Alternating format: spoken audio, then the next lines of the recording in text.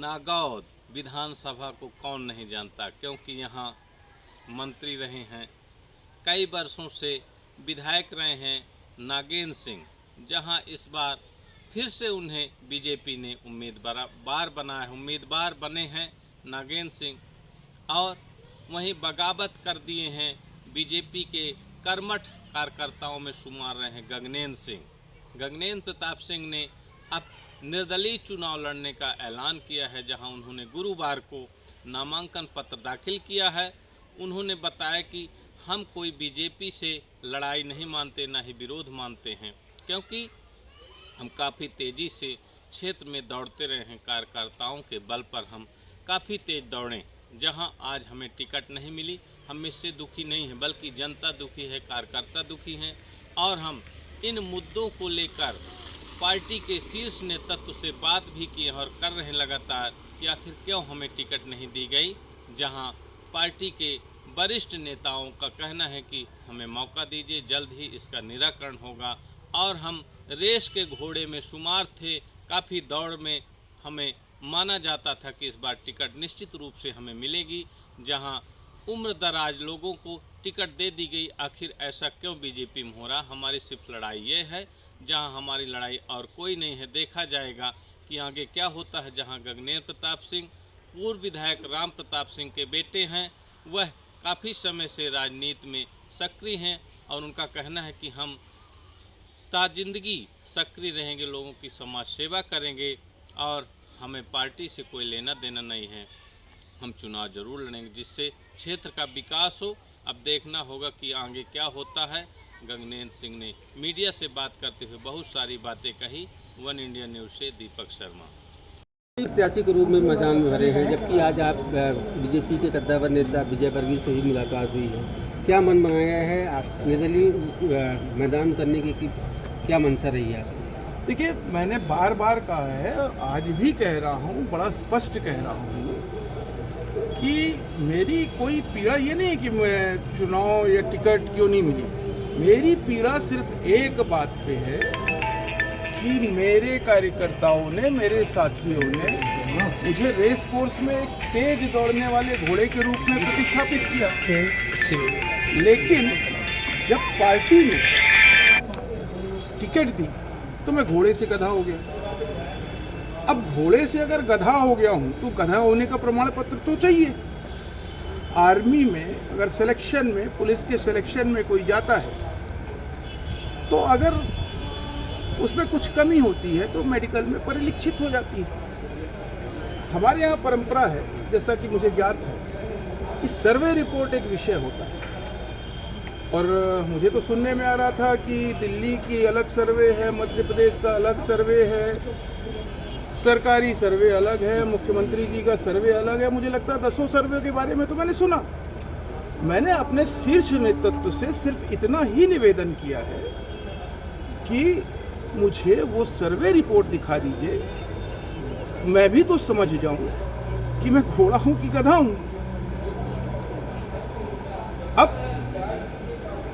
बात हुई है, माननीय कैलाश जी तो आज सतना आए थे, मुलाकात हुई है। माननीय नरेंद्र सिंह तोमर जी से भी बात हुई है, आज सुबह उनका भी फोन आया था,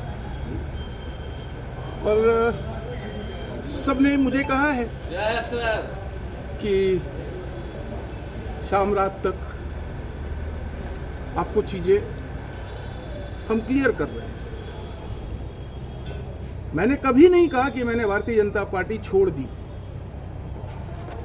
भारतीय जनता पार्टी का कार्यकर्ता हूं, कार्यकर्ता भाव मुझसे कोई नहीं छुड़ा सकता।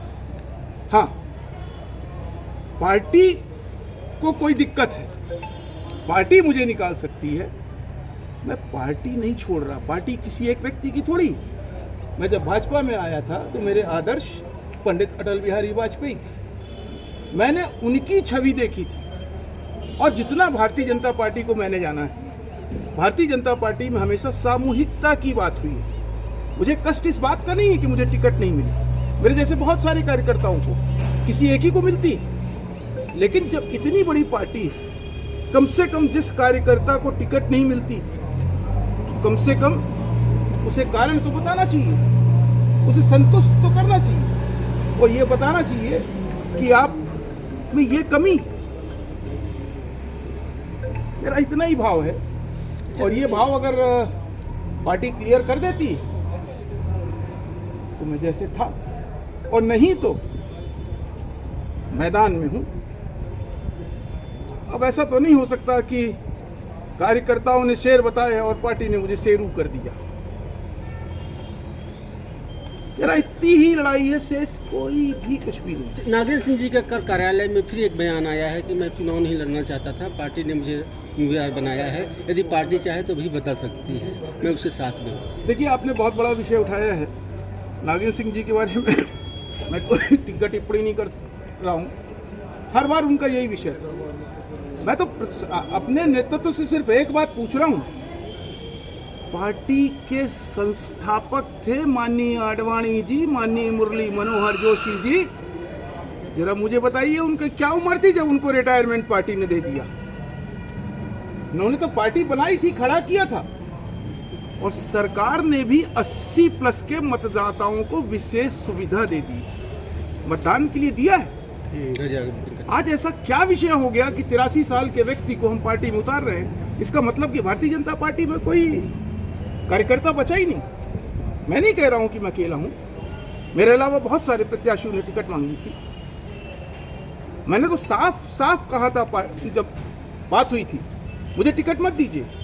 अगर पार्टी का पूरे जिले में जाति समीकरण बिगड़ रहा है तो ये भी यक्ष प्रश्न है। जाति समीकरण बिगड़ रहा था तो क्या भाजपा में कोई ब्राह्मण कैंडिडेट नहीं था?